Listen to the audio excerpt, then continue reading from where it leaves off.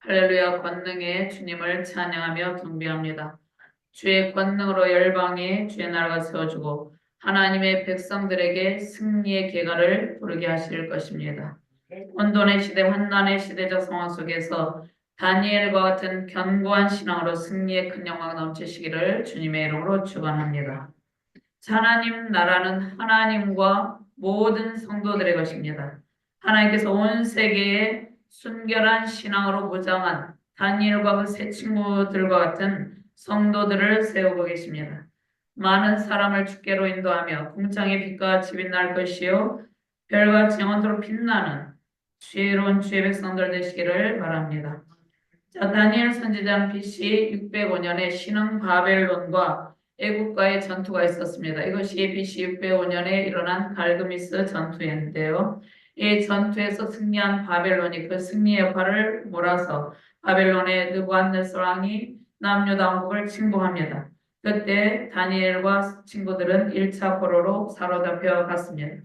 자, 다니엘은 이방 나라에서 그 이방 나라의 왕의 신하가 되도록 하나님께서 선택을 하셨는데 그 이방 나라의 왕의 신하가 되도록 선택하신 것은 그 이방 나라에 우상이 만연하고 또 바벨론은 마르둑 신을 섬겼죠. 그러한 우상 숭배 나라에서 하나님의 영광을 나타내기 위해서 하나님께서 특별히 다니엘을 선택하셔서 하나님께서 세우신 것입니다. 그래서 다니엘은 소년 때 끌려가서 바벨론에서 특별한 교육을 받습니다. 하나님께서 주신 지혜로 또 꿈을 해석하는 능력으로 유명하게 되었습니다. 하나님께서 애굽에서 총리의 대신으로 세운 요셉에게 하나님께서 꿈을 해석하는 지혜를 주셨죠. 다니엘도 요셉과 같이 외국에서 그 다른 나라에 그것도 포로로 끌려가서 바벨론의 제국의 그 왕정에서 하나님의 말씀을 대언하는 하나님의 뜻을 대언하는 대언자로 세우셨습니다. 자, 다니엘은 BC 600년부터 BC 536년까지 느부갓네살 왕도 섬기고 바벨론 제국의 마지막 왕이 벨사살 왕인데 다니엘 선지자가 이제 섬길 왕은 느부갓네살 왕, 벨사살 왕, 그다음에 벨사살 왕이 페르시아 제국에 의해서 이제 벨사살 왕 때 남유당국 멸망하죠. 그때 남유당국에 이제 멸망할 때 이제 느부갓네살을 침공하여서 이제 남유당 멸망하는데 이 벨사살 왕은 바벨론 왕의 마지막 왕이었습니다. 그래서 벨사살 왕이 이제 페르시아 왕에 의해서 그가 죽임을 당하고 바벨론 제국은 완전히 멸망했습니다. 그래서 다니엘이 섬긴 왕들은 느부갓네살, 벨사살, 그다음에 메데아 다리오 왕 그러한 세 왕들의 치하에서 사역을 했습니다. 그다음에 다니엘의 세 친구가 있죠. 이 세 친구도 바벨론 제국에서 이방 나라의 이교도적인 교육을 받았습니다.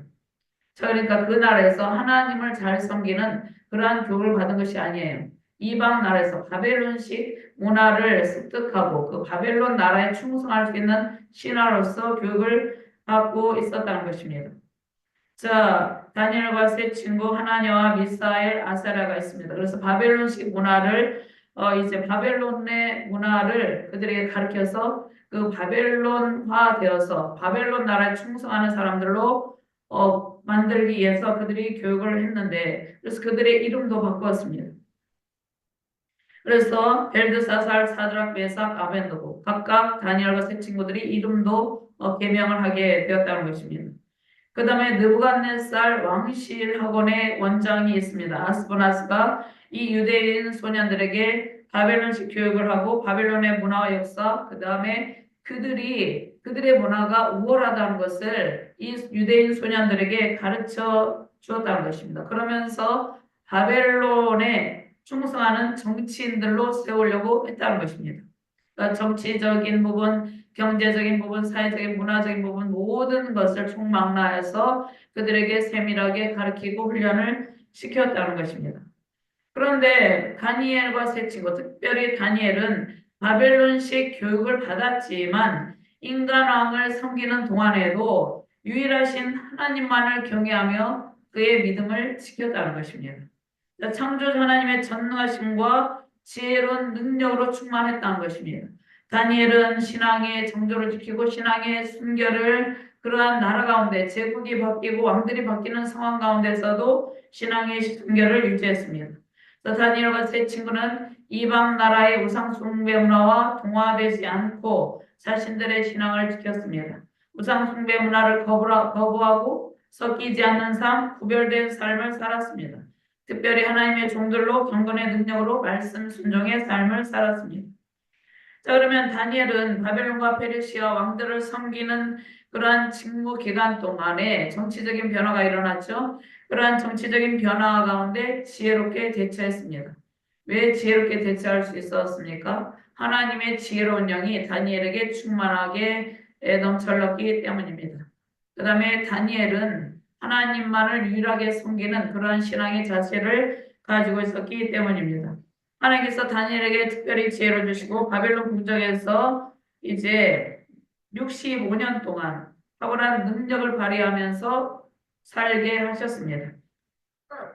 저 다니엘이 제국에 이제 이방 나라 제국에서 정치인으로 활동하였지만 그러한 나라 가운데서도 하나님을 섬기고 하나님의 영광을 나타냈습니다.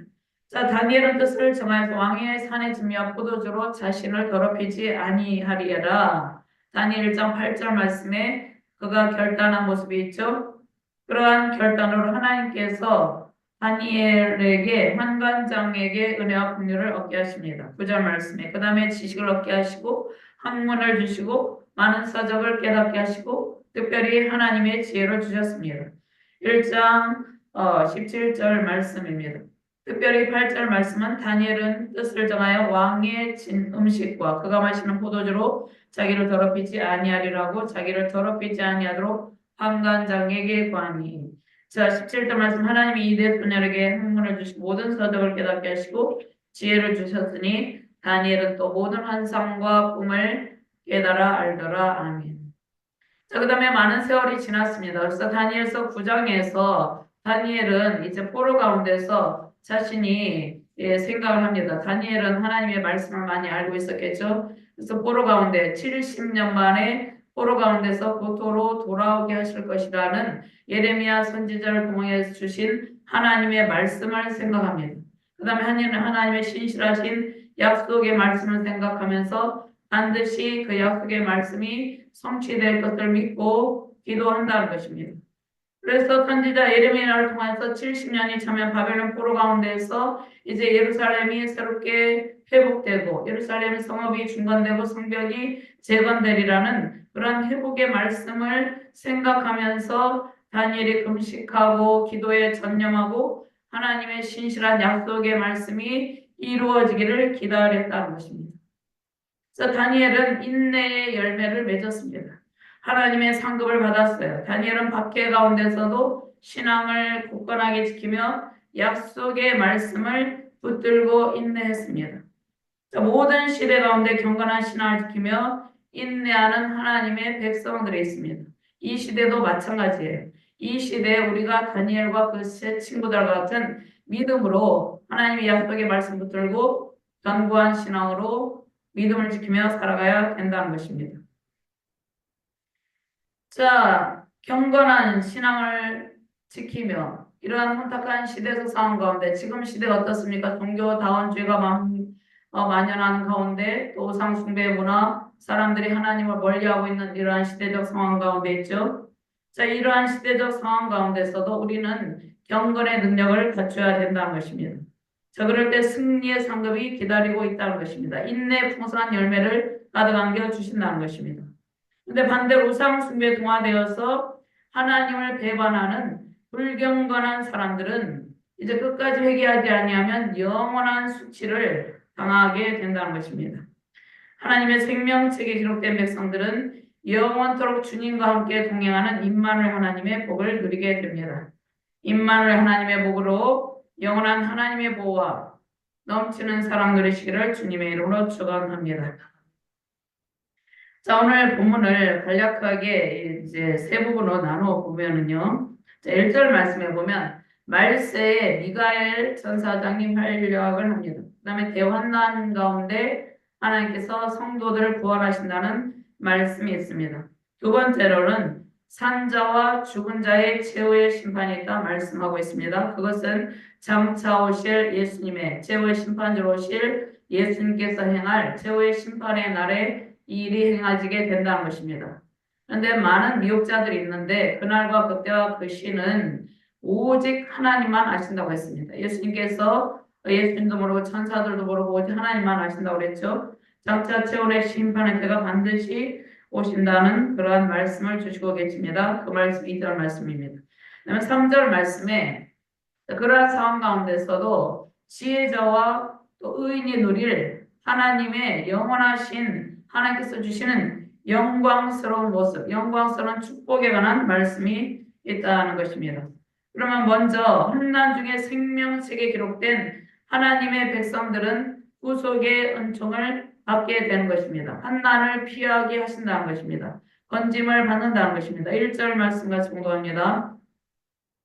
그때 내 민족을 회하는 큰 군주 미가엘이 일어날 것이요 또 환난이 있으리니 이는 개국 이래로 그때까지 없던 환난일 것이며 그때 내 백성 중 책에 기록된 모든 자가 구원을 받을 것이라. 아멘. 자, 다니엘 12장, 특별히 후반부 7장에서 12장에 다니엘이 환상을 경험하게 됩니다. 그 네 가지 환상 가운데 10장부터 12장까지는 마지막 환상입니다. 그래서 마지막 환상의 마무리 부분입니다. 자, 다니엘이 바사왕 고레스 3년에 흑대결 강가에서 보았던 환상의 연속 부분인데 10장과 11장에서 바사는 페르시아죠. 바사 초기 네 왕이 있습니다. 그 다음 헬라 제국의 성립이 있고 분열이 있습니다. 그러니까 바벨론 제국은 페르시아에 의해서 멸망하고 페르시아는 헬라 제국에 의해서 멸망하고 헬라 제국은 로마에 의해서 멸망을 하죠. 그 다음에 그 뒤에 또 분열을 하게 되는 것이죠. 그러니까 제국의 성립이 있고 또 분열이 있고 그러니까 역사의 모든 세상 나라의 그 역사 가운데 모든 세상 나라의 흥망성쇠를 하나님의 손에 달려 있다는 것입니다. 하나님의 주권적 역사 가운데 제국의 흥망성쇠가 달려 있다는 것이죠. 특별히 안티오쿠스 에피파네스가 특별히 유대인들을 박해했습니다. 그러면 성전 제사를 더럽히고 돼지를 이스라엘법에 가증 여기는 모세의 옥양에 모세법에 가증 여기는 돼지를 제물로 바치게 하고 또 그다음에 제우스 신을 성전에 세우게 하고 이러한 하나님의 진도를 사는 이런 악행을 했습니다. 그러니까 대환란의 시대 이전에 이러한 박해의 시대가 있었다는 것입니다. 그래서 안티오쿠스 에피파네스와 관련된 예언을 다니엘 선지자를 통해서 하나님께서 하게 하신다는 것입니다. 그 다음에 인류의 마지막에 있을 최후의 대환난, 그 다음에 죽은 자의 심판과 구원에 관한 그러한 신비로운 그러한 말씀을 하나님께서 다니엘 선지자를 통해서 주고 계십니다. 자, 그러면 특별히 1절 말씀은 그때란 말씀이 있죠. 그때란 말씀은 개국 이래로 한 번도 없었던 대환난이 일어날 것이다 말씀하고 있습니다. 이 말씀은 최후의 심판의 날을 말씀하고 계시는 것입니다. 자, 안티오코스 4세 통치 말기 또 통치 중간 시대에도 이러한 극심한 환난은 없었다는 것입니다. 자, AD 70년에 이스라엘 백성들이 겪었던 환난이 있었죠. 그런데 그 환난보다 더 큰 환난의 때가 온다는 그러한 예언의 말씀입니다. 그러니까 종말의 때에는 지금까지 겪었던 그 박해와 환난보다 더 큰 환난이 있을 것이다. 그렇게 말씀하고 있습니다. 그런데 그때에 많은 사람들이 마지막 날을 두려워하죠. 종말의 때를 두려워하죠. 우리가 개인적인 종말의 때, 우주적인 종말의 때가 오죠. 최후의 심판의 때가 와요. 그런데 사람들이 이것을 두려워한다는 것이죠. 근데 오늘 뭐라고 말씀합니까? 자, 그때 내 백성 중에 책에 기록된 모든 자가 구원을 받을 것이다. 이렇게 말씀하고 있습니다. 그러면 종말의 때 큰 환난이 있을 때 그때는 책에 기록된 모든 자가 구원을 받게 될 것이다. 완전한 구원의 은총. 우리가 구원을 받았죠. 이제 우리가 구원을 받았는데 완전한 구원의 은총은 종말에 예수 그리스도의 재림 이후에 일어나게 된다는 것입니다. 그 다음에 죽은 자들의 부활에 관한 말씀이 있습니다. 자, 그런데 부활이 일어났다는 증거가 없죠. 그러니까 이 말씀은 마지막 심판의 때에 종말의 때에 일어나는 부활에 관한 말씀입니다. 그러면 그때 신앙 때문에 박해를 당하고 극심한 박해 중에서도 이제 믿음을 지킬 것을 지금 독려하고 있습니다. 그러한 박해, 지금 이 시대적 상황 가운데서도 기독교를 박해하는 나라들 있죠. 그러한 가깝게는 어디입니까? 북한이죠. 그 기독교를 믿는 믿음의 사람들을 잡아서 죽이고 또 박해한다는 것입니다. 자, 그런데 마지막 대환란 때는 더 큰 박해가 있는데 극심한 박해 중에서도 많은 사람들에게 신앙을 잘 지킬 것을 격려하고 있다는 것입니다. 이 본문 말씀을 통해서 복음을 통해서 그리고 3절 말씀에 사람들을 진리의 길로 이끈 지혜로운 사람은 별과 같이 영원토록 빛날 것이다. 이 말씀을 주는 것입니다.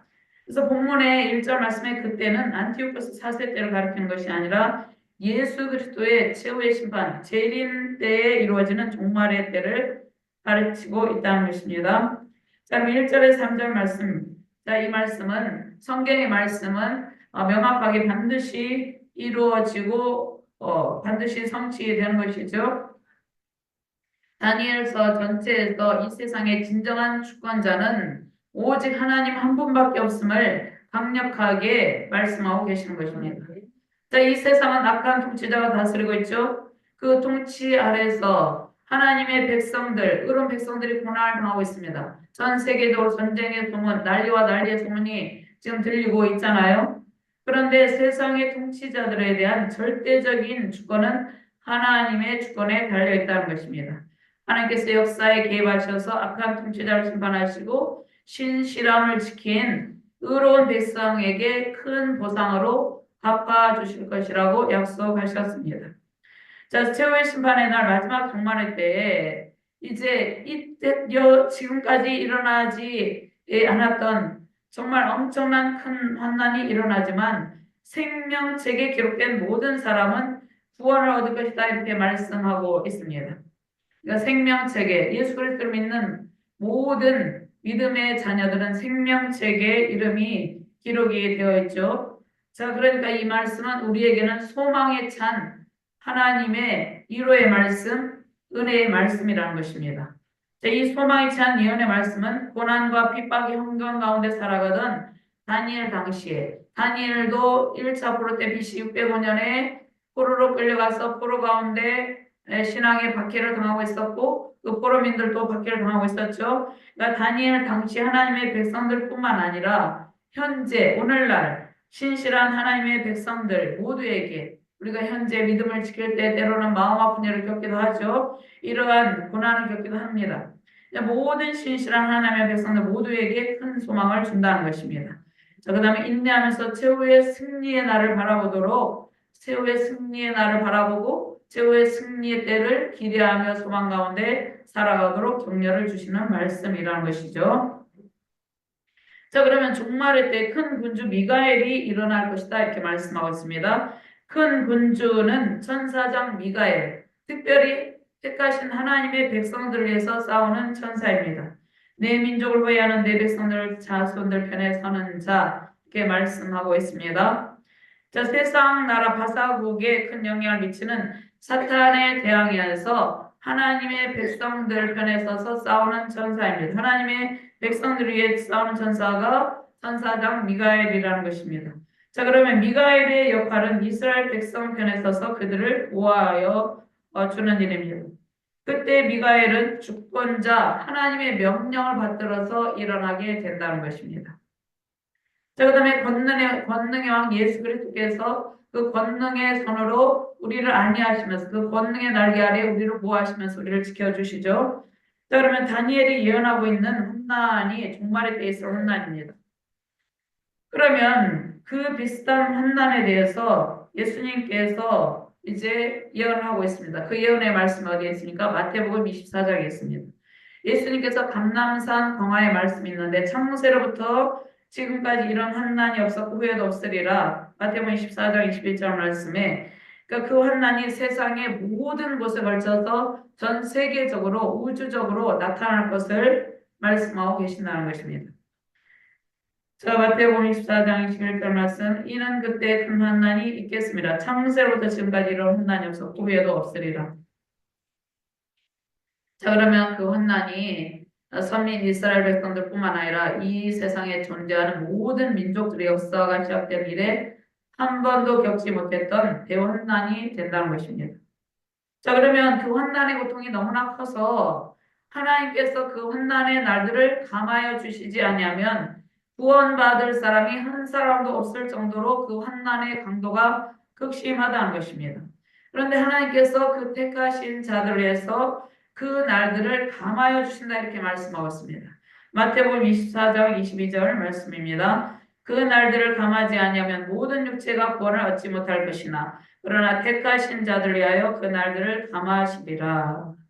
하나님께서 내 백성 중에 책에 기록된 모든 자가 구원을 받을 것이다 이렇게 말씀하고 있습니다. 자, 그러면 종말이 때 환난이 끝나는 때에 그때는 구원과 심판이 동시에 일어나는 때라는 것입니다. 내 백성 중에 책에 기록된 모든 자. 그 다음에 이 책에 기록된 모든 자라는 이 말씀은 책에 기록되지 아니한 백성도 있다는 말씀입니다. 그러니까 책에 기록되지 않은 하나님의 생명책에 기록되지 아니한 백성은 환난의 때가 심판의 때고 자, 그다음에 책의 생명책에 기록된 백성에게는 환난의 날이 구원의 날이라는 것입니다. 하나님의 구원은 오직 그 책에 기록된 백성에게만 주어진다는 것입니다. 그러면 여기에서 그 책은 어린 양 예수 그리스도의 피, 어린 양 6월절 어린 양으로 오신 예수님께서 영단번의 제사를 드림으로 하나님께서 말씀하신 구약의 레위기의 제사가 있죠. 번제, 소제, 화목제, 속건제, 속제제 이 5대 제사의 모든 요구를 축적시켰습니다. 예수님께서 물과 피를 다 흘리시고 예수님의 피를 통해서 우리가 제사함을 받았다는 것입니다. 예수님께서 속죄 제물이 되었다는 것입니다.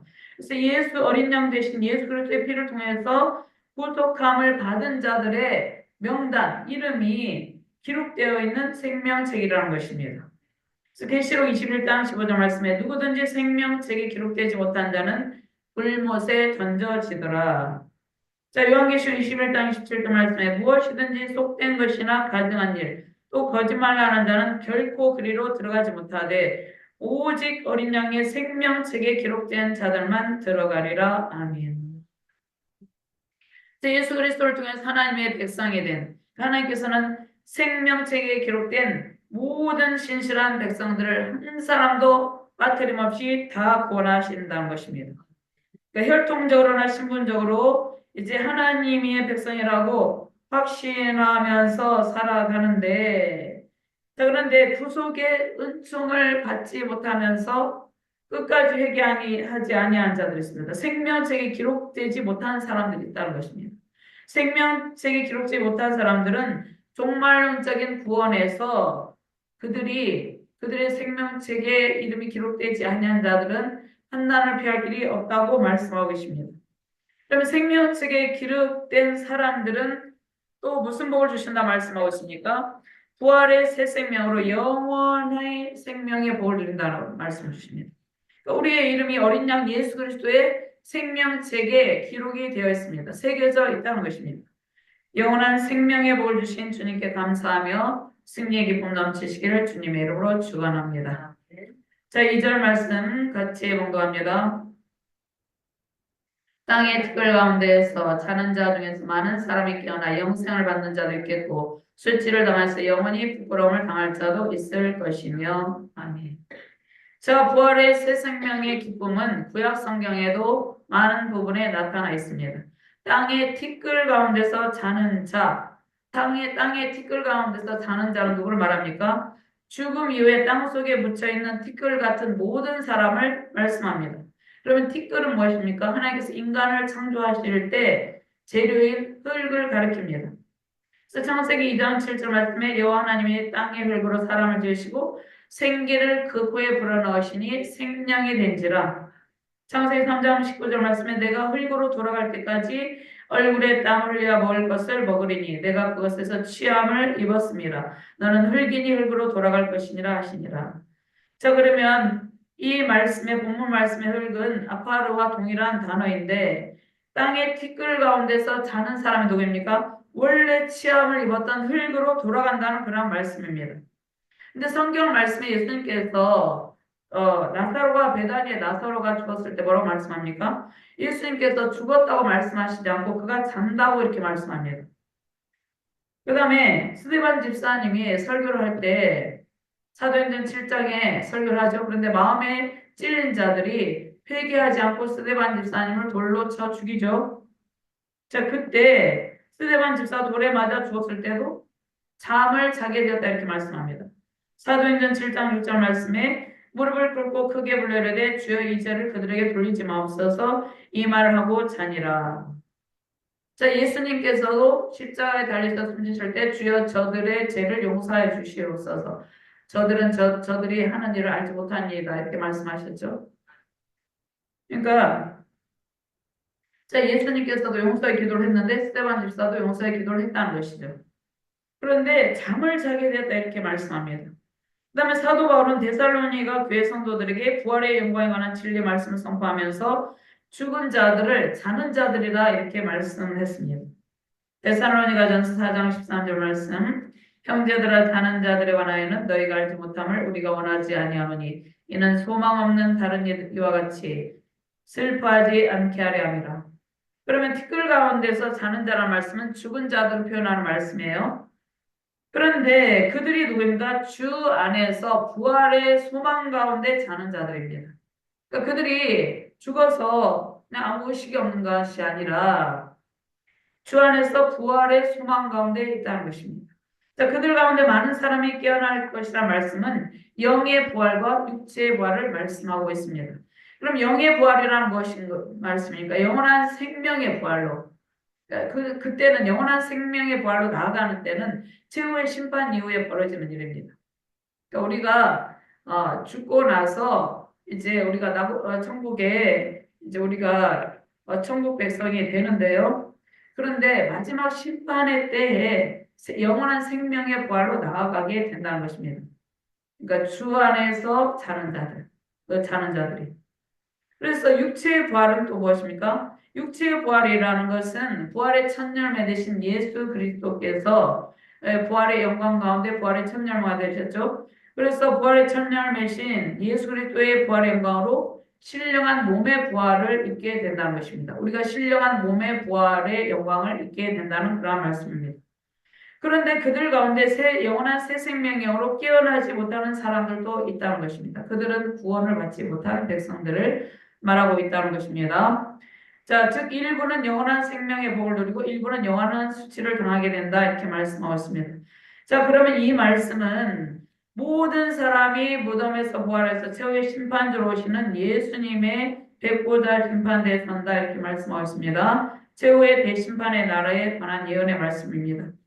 요한복음 5장 29절 말씀에 선한 일을 행한 자는 생명의 부활로 악한 일을 행한 자는 심판의 부활로 나오리라 이렇게 말씀하고 계십니다. 그 다음에 계시록의 20장에도 말씀하고 있습니다. 생명책에 죽은 자들이 자기 행위를 따라 책들에 기록된 대로 심판을 받으니 이렇게 말씀하고 있습니다. 죽은 자들이 이제 죽은 자들을 내주고 사망과 무도 그 가운데서 죽은 자들을 내주고 각 사람이 자기 행위대로 심판을 받는다는 것입니다. 이것이 둘째 사망이라는 것입니다. 둘째 사망의 해를 받지 않는 백성은 영원한 생명의 주인이 되신 생명책, 어린 양 대신 예수 그리스도의 생명책에 기록된 백성들은 이 둘째 사망의 해를 받지 않는다는 그런 말씀입니다. 자, 사도 바울은 고린도 교회에 보내는 편지에 부활에 관한 진리의 말씀을 보내고 있습니다. 고린도전서 15장 4절 말씀에 장사 지낸 바 되셨다가 성경대로 사흘 만에 다시 살아나사. 예수님께서 성경대로 부활하셨죠. 구약의 성경 예수님의 부활을 예언했습니다. 많은 선지자들 중에서 예언했죠. 그러니까 구약의 부활 신앙을 보여주고 있습니다. 구약의 성경 말씀을 통해서 하나님께서 약속하신 그 말씀대로 주님께서 다시 부활하셔서 살아나신 것입니다. 시편 16장 10절 말씀에는 주께서 내 영혼을 수월에 버리지 아니하시며 주의 거룩한 자를 멸망시키지 않으실 것입니다. 예수님의 부활에 관한 말씀입니다. 이사야 선지자를 통해서 부활에 관한 예언의 말씀을 주셨습니다. 주의 죽은 자들은 살아났고 시체들은 일어나리다. 티끌에 누운 자들아 너희는 깨어 노래하라. 주의 예수는 빛난 예수리이니 땅이 죽은 자들을 내놓으리로다. 주께서 구약 성경 말씀을 통해서 예수님의 부활을 미리 증거하시는 것이죠. 그다음에 이사야 25장 8절 말씀을 한번 찾아볼까요? 이사야 25장 8절 말씀.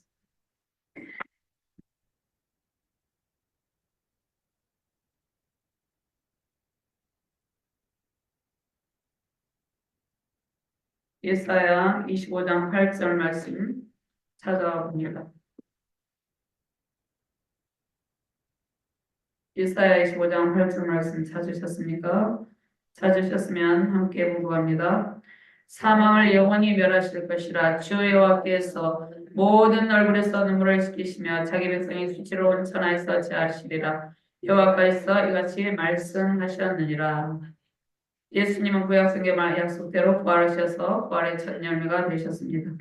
예수님의 부활을 믿는 성도들은 장차 영원한 부활의 새 생명의 영으로 신령한 몸을 입고 영원한 생명회복 부활의 영광을 누리게 된다는 것이죠. 신실한 주의 백성들 외에 영원히 수치를 당한 자들은 하나님의 백성들을 잔혹하게 박해한 자들입니다.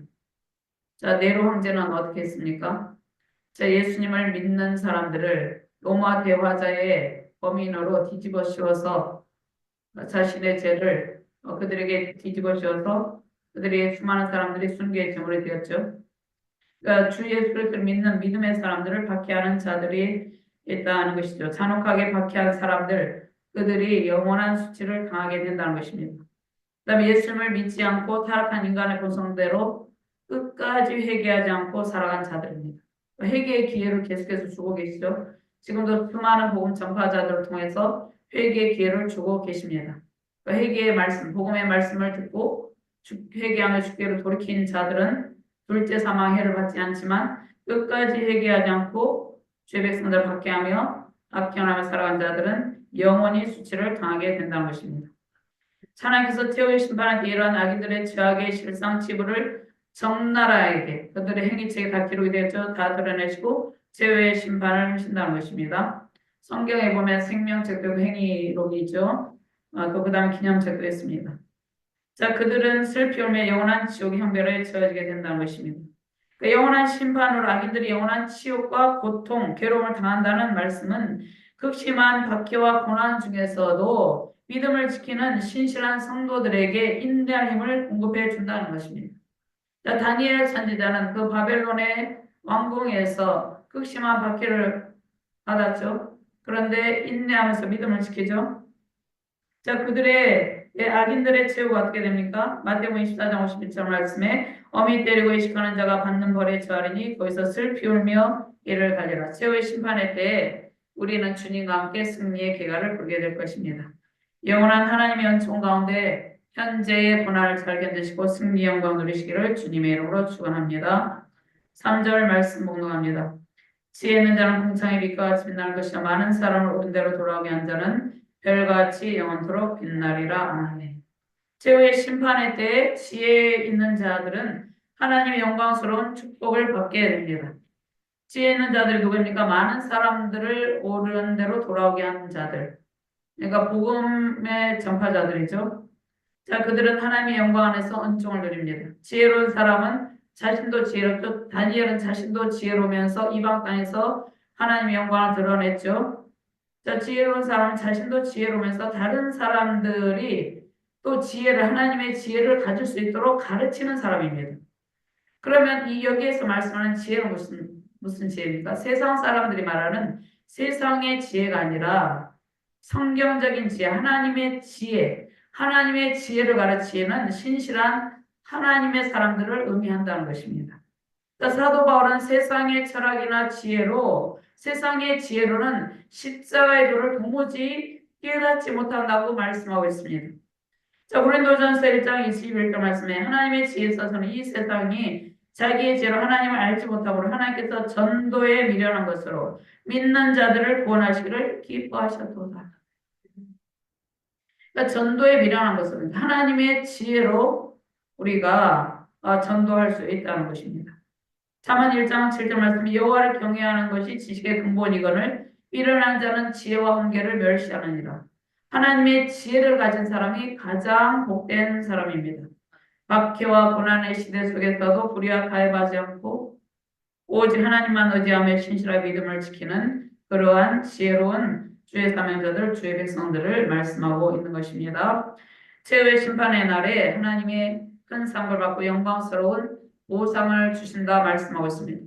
자, 그 말씀 무엇입니까? 궁창의 빛과 같이 빛나는 말씀, 빛난다는 것은 밤하늘에 찬란하게 빛나는 별빛을 의미하는데, 자, 이 말씀은 믿음을 이끄는 주의 백성들이 어디에서? 하나님 나라에서 궁창의 빛과 같이 빛나게 된다는 그런 말씀입니다. 자기들이 하나님을 대적하고 조롱할 때 자기들의 미혹에 빠져서 신앙을 잃어버릴 위험에 있는 사람들이 많이 있죠. 지금도 그들을 깨우쳐서 옳은 길로 돌이키게 하는 지혜로운 사람들을 말씀하셨습니다. 그다음에 세상에서 죄와 사망 권세에 억눌려서 이리 방황하는 예수님을 알지 못하고 이리 방황하는 영혼들이 많이 있죠. 그들에게 복음을 전파하는 복음 전도자들입니다. 많은 사람을 전도하여 의롭게 하는 일에 헌신하는 복음 전도자들을 말씀하고 있습니다. 저 다니엘은 바벨론에서 뜻을 정하고 우상 숭배의 제약을 멀리하고 구별된 삶으로 신앙을 지켰어요. 생명을 이어가는 극심한 박해 속에서도 자신의 신앙을 인내하면서 견고히 지킵니다. 다니엘과 같이 친구는 신앙의 중절을 지키며 순종의 길을 걸어갔습니다. 자, 다니엘서 3장 제가 17절과 18절 말씀만 봉독합니다. 왕이 우리가 섬기는 하나님이 계시다면 우리를 맹렬히 타는 풀무불 가운데서 능히 건져내시겠고 왕의 손에서도 건져내시리이다. 그렇게 하지 아니하실지라도 왕이 우리가 왕의 신들을 섬기지도 아니하고 왕이 세우신 금신상에게 절하지도 아니할 줄을 아옵소서. 아멘. 다음에 다니엘서 6장 10절 말씀에 다니엘이 조세 왕의 도장이 찍힌 것을 알고도 자기 집에 돌아가서는 입방에 올라가 예루살렘으로 향한 창문을 열고 전에 하던 대로 하루 3번씩 무릎을 꿇고 기도하며 그의 하나님께 감사했더라. 다니엘이 이방 나라에서 포로 가운데 있으면서 하나님께 대한 믿음을 가지고 하나님께 늘 감사하면서 기도하는 모습을 보이죠.